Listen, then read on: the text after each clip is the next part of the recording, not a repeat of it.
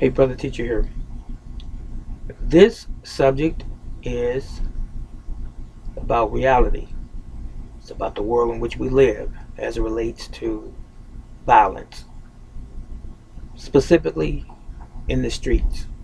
Not that it cannot occur inside your own home, but we're talking about outside of your home for the most part.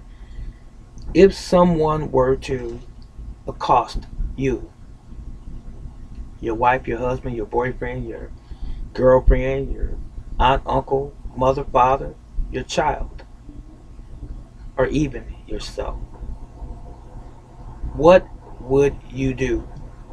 And are you prepared to do something that could potentially save your life? That's the question. Have you given this subject any consideration? Have you thought about it at all? And if you have thought about it, was it just simply a fleeting thought? Oh, I live in a certain neighborhood. Things like that never happen here. Oh, my neighbors are always watching out for us. Oh, this is a neighborhood watch community. Oh, we have police presence all of the time, 24/7. Or I carry a gun. The latter sounds pretty good. Of course, you would have to be trained in concealed carry and in firing your own personal weapon. That would be wise, especially in the climate in which we all living today. But that's not what I'm talking about, the gun right now. We'll dismiss that. We're talking about hand to hand. If you are going about your daily business, minding your own business, you can be outside gardening, you could be on your way down the street to the park, you could be walking from your car to the grocery store or from the store to your car. You could be standing at the bus stop.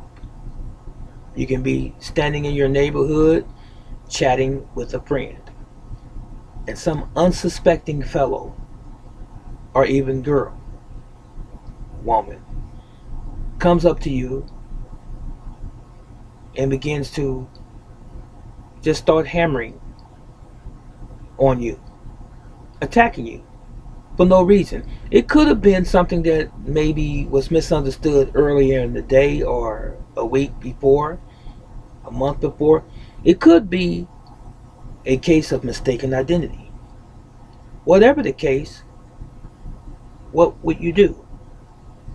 Now, given even a greater challenge, what would you do if you were attacked by a group of people, which is the principal subject today? If 3 to 4 people were to jump on you, what would you do? We're living in that time where this is the way people operate. There used to be a time when I was coming up, it would be one person against another, even at school, on the playground, in your neighborhood. But nowadays, you find people engaged in multiple attacks against one unwary individual.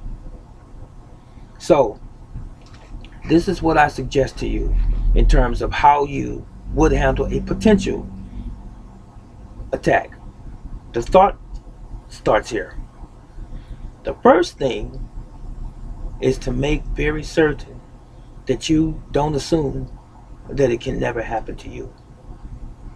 There's too many of us walking around believing that it will never, ever happen to us just because it has not. We will watch the evening news and we will see that an incident like this occurred in Delaware. It occurred in Georgia. It occurred in Tennessee, in Washington, in New York, and Chicago. Oh, but not in my town. It didn't happen to me. It's sad that that happened to so and so or that individual. Oh man, I'm glad that it wasn't me. and we just go about our merry way as if it could never be us. But did you not know that those individuals possibly who it occurred to in the moment was wondering why did it happen to them? They probably didn't think that it could happen to them as well, yet it did. So get that out your head, that it can't happen to you, because it's going to happen to someone every few seconds somewhere across the planet. So are you prepared? Now, this is what I suggest. Take note of your life. You know what your habits are. You know what your lifestyle consists of. You know what your duties and responsibilities are from day to day. I don't care if you're the highest class athlete that's listening to me right now. I don't care if you're the greatest trained martial artist. I don't care if you're a police officer. I don't care if you are the person who's the greeter at Walmart. I don't care if you are an elementary school teacher. I don't care if you work at a 7-Eleven or some convenience store somewhere or even a factory. I don't care if you are so up in age that you use a cane or a walker to ambulate or to move around. You can still be a potential victim. Doesn't matter who you are. Criminals don't discriminate. So, whatever your personal situation is, sit down and assess it. And then have an action plan for you. So all of those areas, all of those types of individuals that I just pointed out, you know who you are. You know what your inabilities are and your capabilities. Strengthen the things that are weak and be wise.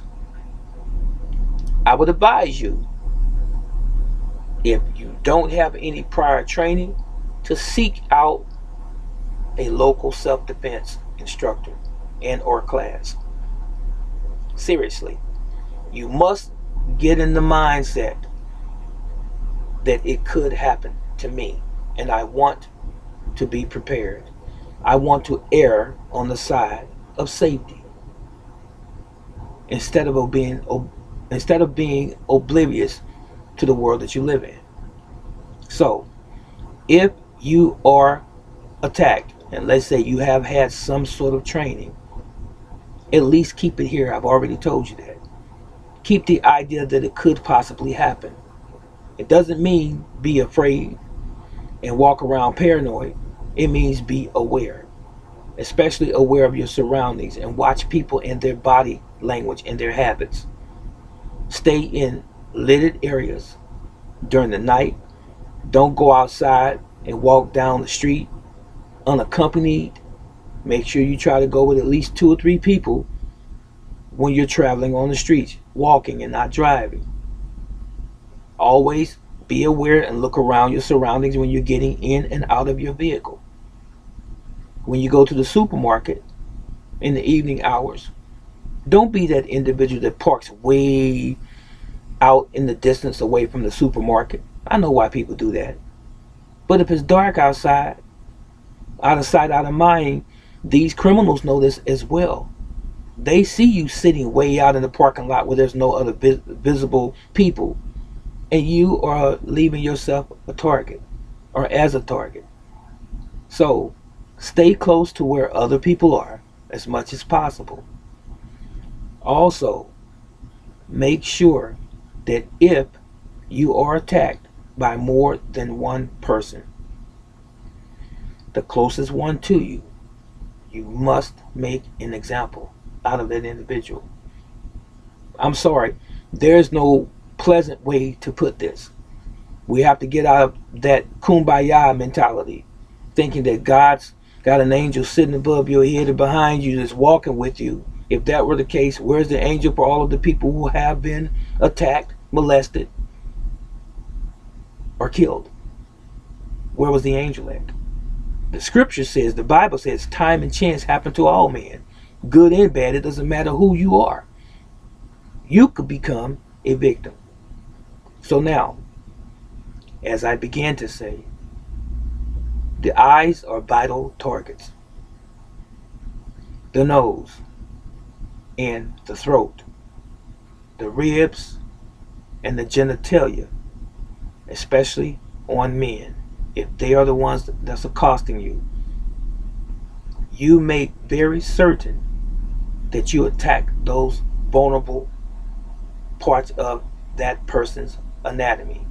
Even if it's a woman attacking another woman, attack as if your life, and it does depend on it.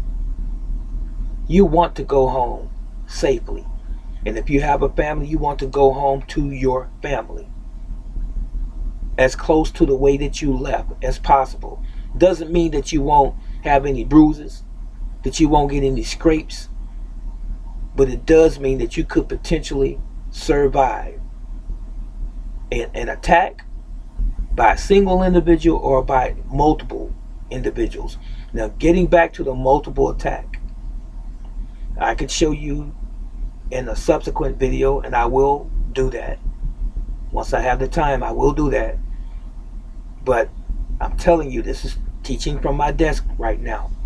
So if more than one person is attacking you, make sure, if you can't run, don't try to run. Put a wall to your back as much as possible, if you can't escape, that is. And that way you know that no one can come up behind you and grab you while the other people have their way with you, whatever their reason is for attacking you in the first place. And make an example of that first individual again. As I said, you can't try to be passive when someone is trying to be aggressive towards you and they want to harm you and or take your life. You have to be vicious. It's called survival. So, eyes, throat, nose, ribs, genitalia, at least those areas can be reached by your hands and by your knees. I would not suggest that you try to throw kicks at someone if you don't have any training kicking, because oftentimes you can kick and you can slip up and end up on the ground. And when you have two or more individuals there, that's where they want you at. You know, helpless. So, if you attack that first individual, and I pray that God allows you to survive that, you attack the second individual with the same ferocity as you did the first, and you scream to the top of your lungs and you begin to say, help, somebody help, while you are fighting. It doesn't take anything away from you men to scream or to shout out loud. Say, somebody help, while you are trying to protect yourself. You want to draw attention to where you are so that someone can at least minimally call 911, the police. You follow. Don't try to be a superhero. Don't start using false bravado and saying, I'll kick all of y'all. No, you don't do that. You stay focused.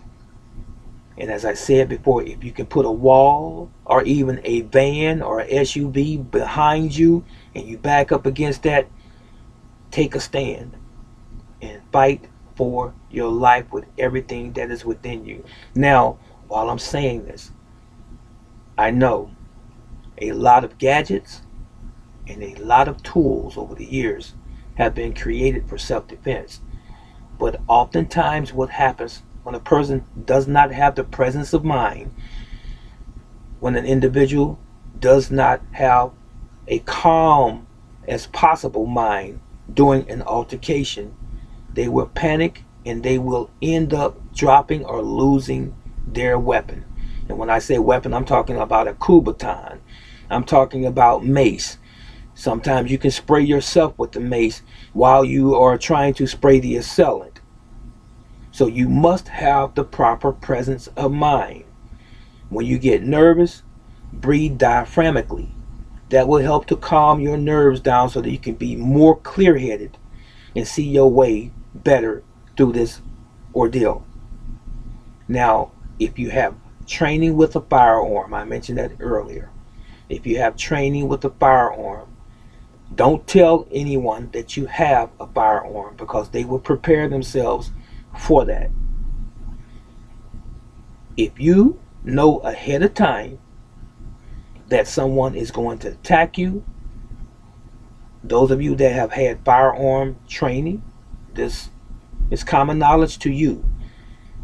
Don't wait till they get all the way up on you. When you know that they're approaching you, you say, stop. You say, I said stop, and you put your hand out at a distance. You don't let them come up and encroach in your space. Chances are it's going to be too late. Now, you expose your weapon with your hand on your weapon, ready to pull that weapon. And then you pull it when you believe the moment is right. And it should be locked and loaded. You pointed at the assailant and you said, I said stop. And then you know what else to do if they don't stop. It's that simple. Sometimes we have to take extreme measures in order to survive. Do you follow? Now, if you don't have a weapon, a handgun specifically, if you have never had handgun training, and if you are afraid of having handgun training and you don't plan on it, no matter what I say to you, because you just don't want to do it, or it's against your religion, or you just don't feel comfortable, or you don't think you have the right mindset to carry a weapon, then remember what I said earlier. If you are unarmed, if you have some keys, you can use those as a weapon. Clutch them in your hand and let the keys protrude through your fingers. Use them to scratch the assailant in the face and vital organs, the eyes again, and the throat. And as I said before, make certain that you are shouting out loud to draw attention. Now, this would be especially beneficial if you're somewhere where people frequent. Try not to put yourself in a situation where you are secluded, or you're in a remote situation or area where there are little to no people trafficking it.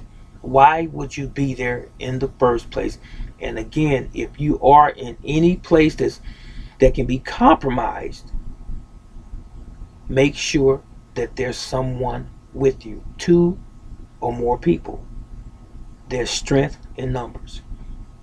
I hope that these words were good enough for you, and I hope that you benefit from this video. Stay blessed and stay safe.